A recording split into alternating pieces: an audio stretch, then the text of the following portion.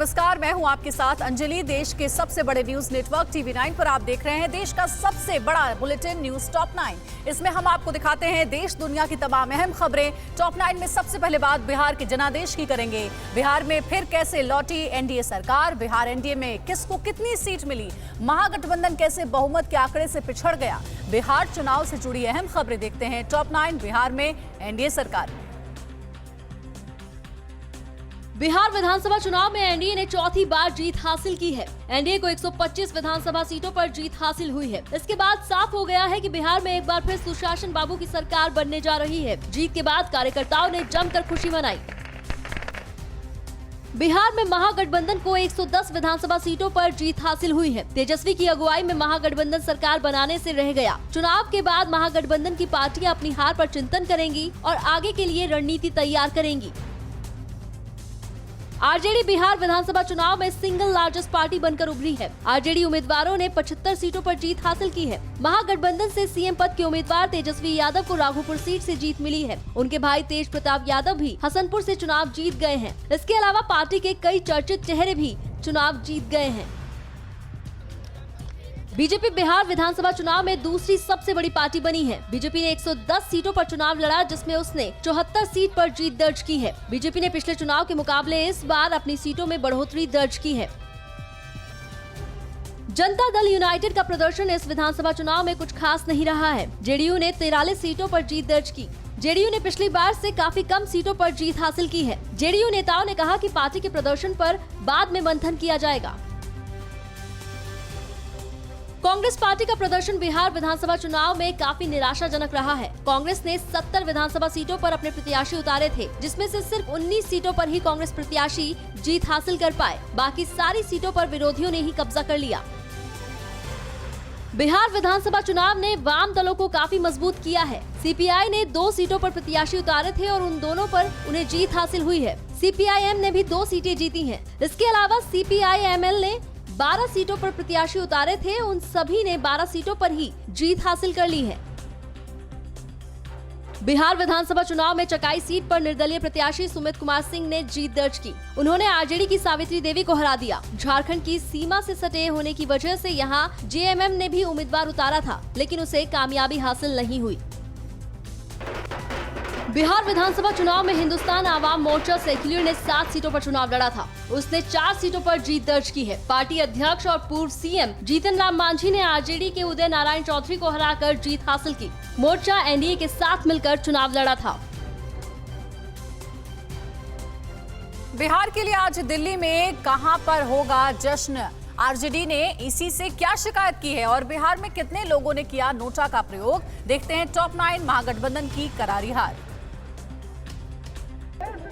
दिल्ली में बीजेपी मुख्यालय में आज शाम 4 बजे बिहार में जीत का जश्न मनाया जाएगा। पहले ये जश्न मंगलवार को ही मनाया जाना था, लेकिन चुनाव परिणाम देर से आने की वजह से इसे आज रखा गया है। बीजेपी मुख्यालय में कार्यक्रम में कई बड़े नेता मौजूद रहेंगे। बिहार विधानसभा चुनाव की काउंटिंग में गड़बड़ी का आरोप लगाते हुए चुनाव आयोग का रुख किया। आरजेडी ने आरोप लगाया कि चुनाव के परिणाम जारी करने में जानबूझकर देरी की गई। आरजेडी के बाद महागठबंधन की अन्य पार्टियों ने भी चुनाव आयोग का रुख किया। कांग्रेस की तरफ से बिहार प्रदेश के अध्यक्ष मदन मोहन झा और अखिलेश प्रसाद सिंह पटना में चुनाव आयोग के दफ्तर पहुंचे और शिकायत की। उधर भाकपा माले ने चुनाव आयोग को 3 सीटों पर फिर से गिनती करने के लिए पत्र लिखा है। कांग्रेस नेता रणदीप सुरजेवाला ने कहा है कि प्रजातंत्र की सरेआम हत्या हो रही है। बिहार विधानसभा में बीजेपी भले ही दूसरी सबसे बड़ी पार्टी है, लेकिन चुनाव में उसका स्ट्राइक रेट सबसे बेहतर है। बिहार में बीजेपी का स्ट्राइक रेट 69% रहा। बीजेपी कुल 110 सीटों पर चुनाव लड़ी और उसमें 74 सीटों पर उसने जीत हासिल की, जबकि जेडीयू ने 115 सीटों पर चुनाव लड़ी, जिसमें 43 सीटों पर जीत मिली है। इस चुनाव में जेडीयू का स्ट्राइक रेट 37% रहा। बिहार विधानसभा चुनाव में आरजेडी भले सत्ता से चूक गई हो, लेकिन आरजेडी अभी भी बिहार में नंबर 1 पार्टी है। आरजेडी का स्ट्राइक रेट इसी तरह 49% है। आरजेडी 243 में से 144 सीटों पर चुनाव लड़ी थी, जिसमें 75 सीटों पर जीत मिली है। बिहार चुनाव में भी यूपी के मुख्यमंत्री योगी आदित्यनाथ का ही जलवा चला है। योगी आदित्यनाथ ने बिहार में जेडीयू बीजेपी के लिए कुल 26 रैलियां की। उन सभी सीटों में 67% सीटों पर एनडीए उम्मीदवारों को जीत मिली है। कांग्रेस नेता हरीश रावत ने बिहार में एनडीए की जीत पर सवाल उठाया है। हरीश रावत ने ट्वीट कर वोटों की डकैती करने का आरोप लगाया है। उन्होंने ये आरोप लगाया है कि टेक्नोलॉजी का दुरुपयोग कर एनडीए ने महागठबंधन की जीत चुराई है। उनकी जीत संदेहास्पद है। बिहार विधानसभा चुनाव में करीब 7 लाख लोगों ने नोटा यानी इनमें से कोई नहीं के विकल्प का इस्तेमाल किया।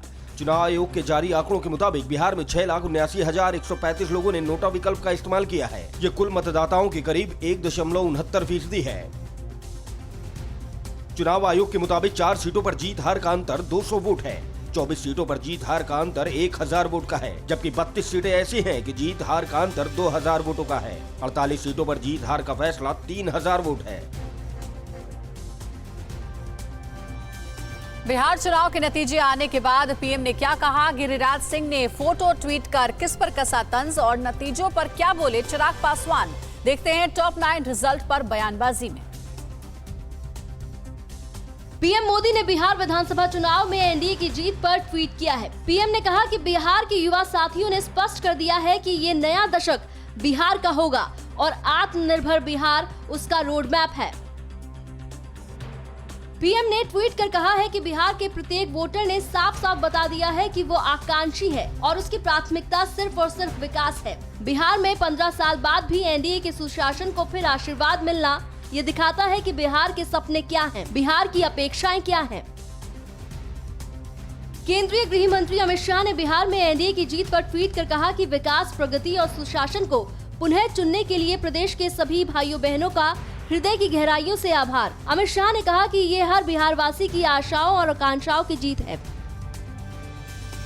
बीजेपी नेता गिरिराज सिंह ने एक तस्वीर ट्वीट कर आरजेडी पर निशाना साधा है। गिरिराज ने एक कार्टून ट्वीट किया है। कार्टून में तेजस्वी क्रीज पर पहुंचने से पहले ही रन आउट हो गए हैं। गिरिराज ने तस्वीर के जरिए विपक्ष के सरकार बनाने के सपने पर तंज कसा है। बीजेपी अध्यक्ष जेपी नड्डा ने चुनाव नतीजों के बाद ट्वीट कर बीजेपी कार्यकर्ताओं को धन्यवाद कहा। नड्डा ने कहा कि बिहार बीजेपी के कार्यकर्ताओं ने कोरोना काल में अपने आप को मानवता की सेवा में झोंक और साथ ही सरकार की उपलब्धियों को जन जन तक पहुंचाया है।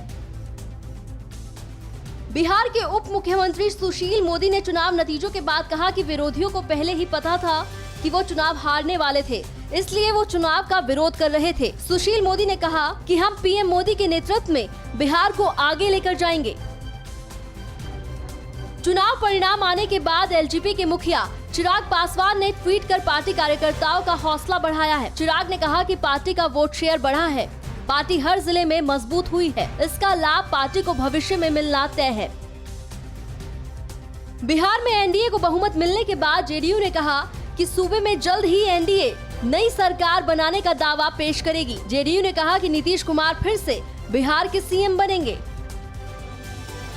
बिहार में एआईएमआईएम ने विधानसभा चुनाव में शानदार प्रदर्शन किया है। चुनाव नतीजों के बाद पार्टी के मुखिया असदुद्दीन ओवैसी ने ट्वीट कर लोगों का आभार जताया। ओवैसी ने कहा कि हम आपके भरोसे पर खरा उतरने की पूरी कोशिश करेंगे। बिहार विधानसभा चुनाव में कई दिग्गजों ने शानदार जीत दर्ज की, जबकि कई दिग्गज इस बार विधानसभा पहुंचने से रह गए। बिहार के चुनावी जंग में उतरे दिग्गजों का क्या हाल रहा, देखते हैं टॉप 9 दिग्गजों की जीत हार में। आरजेडी के दिग्गज नेता और महागठबंधन के सीएम पद के उम्मीदवार तेजस्वी यादव राघोपुर सीट से शानदार जीत हासिल करने में कामयाब रहे। आरजेडी के दूसरे बड़े नेता और लालू प्रसाद यादव के बेटे तेज प्रताप यादव ने हसनपुर सीट से जीत हासिल की। जीत के बाद तेज प्रताप ने ट्वीट कर खुशी जताई। तेज प्रताप महुआ सीट छोड़कर हसनपुर से चुनाव लड़ने पहुंचे थे। आरजेडी के दो दिग्गज नेता अब्दुल बारी सिद्दीकी और भोला यादव चुनाव हार गए। अब्दुल बारी सिद्दीकी केवटी से और भोला यादव हायाघाट से चुनावी मैदान में उतरे थे। दोनों दिग्गज नेताओं ने इस बार चुनाव में अपनी सीट बदली थी। हिंदुस्तान आवाम मोर्चा के अध्यक्ष और पूर्व सीएम जीतन राम मांझी इमामगंज सीट से फिर चुनाव जीते हैं। वहीं बीजेपी के वरिष्ठ नेता नंद किशोर यादव भी पटना साहिब सीट से चुनाव जीत गए हैं। जमुई सीट से पहली बार चुनावी मैदान में उतरी श्रेयसी सिंह ने शानदार जीत हासिल की। वहीं मोकामा सीट से अनंत सिंह पार्टी बदलने के बाद भी चुनाव जीत गए। अनंत सिंह आरजेडी से चुनाव मैदान में उतरे थे। बांकीपुर सीट से चुनाव मैदान में उतरे शत्रुघ्न सिन्हा के बेटे लव सिन्हा चुनाव हार गए। बांकीपुर से ही चुनाव लड़ रही पुष्पम प्रिया चौधरी भी चुनाव हार गयी। पुष्पम प्रिया बिस्फी सीट से भी चुनाव हार गयी। मधेपुरा की बिहारीगंज सीट से पहली बार चुनाव मैदान में उतरी शरद यादव की बेटी सुभाषिनी बुंदेला चुनाव हार गयी। मधेपुरा सीट से चुनाव लड़े जन अधिकार पार्टी के नेता पप्पू यादव भी चुनाव हार गए हैं। सिमरी बख्तियार सीट से चुनाव लड़े वीआईपी पार्टी के मुखिया मुकेश सहनी को हार मिली है। दल बदल कर जेडीयू के टिकट पर चुनाव लड़े लालू के समधी चंद्रिका राय परसा सीट से चुनाव हार गए। नीतीश सरकार में मंत्री रही मंजू वर्मा चेरिया बरियारपुर सीट से चुनाव हार गयीं। मंजू वर्मा को टिकट देने पर सवाल उठा था। आरजेडी के टिकट पर चुनाव लड़ी लवली आनंद सहरसा से चुनाव हार गई हैं। लवली सांसद रह चुकी हैं। वहीं बिहार के रण में उतरी छोटी पार्टियों का हाल क्या रहा? पीएम मोदी की रैली से बिहार चुनाव पर कितना असर पड़ा? बीजेपी से बगावत कर चुनाव लड़े नेताओं का क्या हुआ? देखते हैं टॉप 9 बिहार में पार्टियों का हाल। बिहार में एक बार फिर एनडीए की सरकार बन रही है। बिहार की जनता ने बीजेपी जेडीयू को पूर्ण बहुमत दिया है, लेकिन बिहार की जनता ने चिराग पासवान को नकार दिया है। एलजेपी ने 243 में से 134 सीटों पर अपने उम्मीदवार उतारे थे, लेकिन सिर्फ एक सीट पर ही जीत मिली। बिहार चुनाव में हार के बाद एलजेपी अध्यक्ष चिराग पासवान ने इशारों ही इशारों में नीतीश कुमार पर हमला बोला। चिराग पासवान ने एक के बाद एक ट्वीट कर कहा कि बिहार की जनता ने मोदी जी पर भरोसा किया। भाजपा के प्रति लोगों में उत्साह है। ये प्रधानमंत्री आदरणीय नरेंद्र मोदी जी की जीत है। बिहार विधानसभा में बांकीपुर और बिस्पी दोनों सीटों से प्लूरल्स पार्टी की पुष्पम प्रिया को हार का सामना करना पड़ा। पुष्पम प्रिया बांकीपुर से तीसरे नंबर पर रही, तो बिस्पी सीट से करीब 1500 वोट मिले। बिहार विधानसभा में असदुद्दीन ओवैसी की पार्टी एआईएमआईएम ने शानदार सफलता हासिल की। ओवैसी की पार्टी 5 सीट पर जीत हासिल करने में कामयाब रही। एआईएमआईएम बिहार में कुल 24 सीटों पर चुनाव लड़ी थी। इस जीत के बाद ओवैसी ने इसे ऐतिहासिक जीत बताते हुए बिहार की जनता को धन्यवाद किया। मुकेश सहनी की विकासशील इंसान पार्टी का प्रदर्शन भी अच्छा रहा है। वीआईपी एनडीए के साथ मिलकर 11 सीट पर चुनाव लड़ी थी। वीआईपी ने 4 सीटें हासिल की, लेकिन पार्टी के मुखिया मुकेश सहनी सिमरी बख्तियारपुर सीट से चुनाव हार गए। बिहार में एनडीए की सरकार बन रही है, लेकिन एनडीए की पुरानी पूर्व सहयोगी शिवसेना को एक भी सीट नहीं मिली। शिवसेना बिहार में 22 सीटों पर चुनाव लड़ी थी, जिसमें से 21 सीटों पर शिवसेना को नोटा से भी कम वोट मिले। लालू यादव के साले और पूर्व आरजेडी नेता साधु यादव भी अपना चुनाव हार गए हैं। वो गोपालगंज विधानसभा सीट बीएसपी के टिकट पर चुनाव लड़े थे। बीजेपी के सुभाष सिंह ने साधु यादव को 36,252 मतों के बड़े अंतर से हरा दिया। सुभाष को 77,751 और साधु को 41,039 मत मिले। कांग्रेस के प्रत्याशी आसिफ गफूर 36,460 मत हासिल कर तीसरे स्थान पर रहे। बिहार चुनाव में पीएम मोदी ने एनडीए के लिए 12 रैली की। मोदी ने 12 रैली में 109 सीट कवर की और राहुल गांधी ने 8 रैलियों में 49 सीटें कवर की। जहां जहां मोदी ने रैली की, उसमें एनडीए को 66 सीटों पर जीत हासिल हुई और राहुल की 49 सीट में सिर्फ 12 सीटों पर महागठबंधन को जीत मिली। बीजेपी के बागी और सासाराम विधानसभा सीट के एलजेपी उम्मीदवार रामेश्वर चौरसिया भी चुनाव हार गए हैं। सासाराम से आरजेडी के राकेश कुमार ने जीत दर्ज की है, जबकि भाजपा के बागी हुए रामेश्वर चौरसिया को 21,256 वोट मिले हैं। और अब बात मध्य प्रदेश की करेंगे। एमपी में हुए उपचुनाव में जीत के बाद भी कैसे लगा बीजेपी को झटका? यूपी में उपचुनाव में विपक्ष को क्यों लगा झटका? और मणिपुर में उपचुनाव जीतकर कैसे आत्मनिर्भर हुई एन बीरेन्द्र सिंह सरकार? टॉप 9 उपचुनाव का फैसला। मध्य प्रदेश के 28 विधानसभा चुनाव में हुए उपचुनाव में 19 सीटों पर बीजेपी को जीत मिली है। कांग्रेस ने 9 सीटों पर जीत हासिल की है। हालांकि डबरा से मंत्री इमरती देवी, सुमावाली से इंदल सिंह कंसाना और दिमनी से गिरिराज दंडोतिया चुनाव हार गए हैं। यूपी की 7 विधानसभा सीटों पर हुए उपचुनाव में बीजेपी ने 6 और समाजवादी पार्टी ने 1 सीट पर जीत दर्ज की। मीडिया से बात करते हुए सीएम योगी ने कहा कि उपचुनाव में जीत का श्रेय पीएम मोदी को जाता है। उन्होंने कहा कि चुनावी नतीजों ने साबित कर दिया है कि मोदी है तो मुमकिन है। साथ ही उन्होंने ये भी कहा कि जीत के लिए मतदाताओं के प्रति मैं आभार जताता हूँ। गुजरात उपचुनाव में बीजेपी ने क्लीन स्वीप करते हुए सभी 8 विधानसभा सीटों पर जीत दर्ज की। इन सीटों पर जीत दर्ज करने के बाद 182 सदस्यीय विधानसभा में बीजेपी सदस्यों की संख्या बढ़कर 111 हो गई है। 8 सीटों पर 3 नवंबर को उपचुनाव कराया गया था। कर्नाटक में 2 विधानसभा सीटों पर उपचुनाव में बीजेपी ने जीत हासिल की है। बीजेपी ने तुमकुरू जिले की सिरा विधानसभा सीट पर पहली बार 12,000 से ज्यादा वोटों से जीतकर इतिहास रच दिया है। उधर तेलंगाना की दुब्बक विधानसभा सीट पर उपचुनाव में बीजेपी के एम रघुनंदन राव ने टीआरएस के सोलीपेटा सुजाता को हराया। हरियाणा की बड़ौदा विधानसभा सीट पर हुए उपचुनाव में कांग्रेस प्रत्याशी इंदु राज 10,566 वोटों से जीत हासिल करने में कामयाब रहे। पहलवान योगेश्वर दत्त दूसरी बार चुनाव हार गए हैं। उधर छत्तीसगढ़ की मरवाही सीट पर हुए उपचुनाव में कांग्रेस ने कब्जा किया है। पूर्व मुख्यमंत्री अजीत जोगी के निधन के बाद ये सीट खाली हुई थी। झारखंड की दुमका सीट पर सीएम हेमंत सोरेन के भाई और जेएमएम प्रत्याशी बसंत सोरेन ने बीजेपी की लुइस मरांडी को 6,000 से ज्यादा वोटों से हराया। वहीं बेरमो से कांग्रेस प्रत्याशी कुमार जयमंगल सिंह उर्फ अनूप सिंह ने बीजेपी के योगेश्वर महतो बाटुल को 14,000 से ज्यादा वोट से हराया। ओडिशा में विधानसभा उपचुनाव में 2 सीटों पर बीजू जनता दल ने कब्जा कर लिया। बालासोर और तिरतोल सीट को बीजेडी ने अपने नाम किया है। नतीजों के बाद मुख्यमंत्री नवीन पटनायक ने लोगों को कोविड-19 के बीच मतदान करने के लिए धन्यवाद दिया।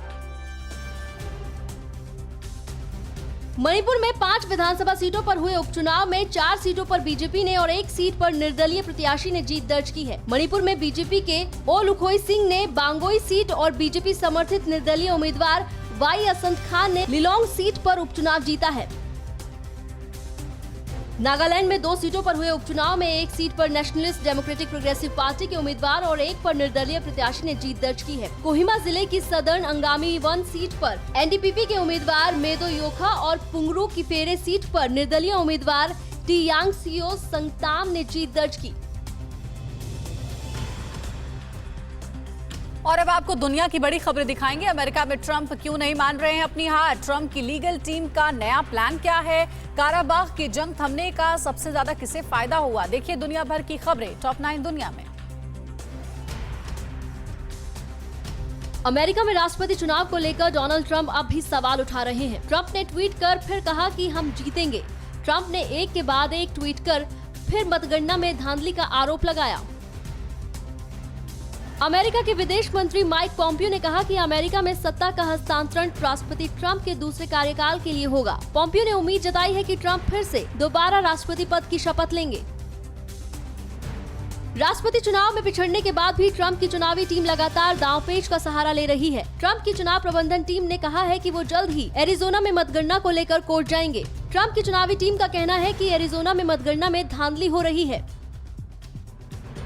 अमेरिका ने यूएई को $10.4 बिलियन में 50 F-35 फाइटर जेट्स बेचने के सौदे को मंजूरी दे दी है। इस डील को मंजूरी देना ट्रंप प्रशासन का बड़ा फैसला माना जा रहा है।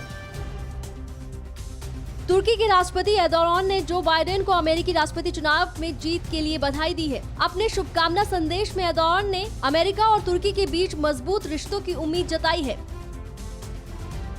नागोर्नो काराबाग में आर्मेनिया और अजरबैजान के बीच जंग थम गई है। रूस की पहल पर दोनों देशों ने शांति समझौते पर हस्ताक्षर कर दिए हैं। शांति समझौते पर हस्ताक्षर के बाद दोनों देशों की सेनाएं अब खामोश हो गई हैं।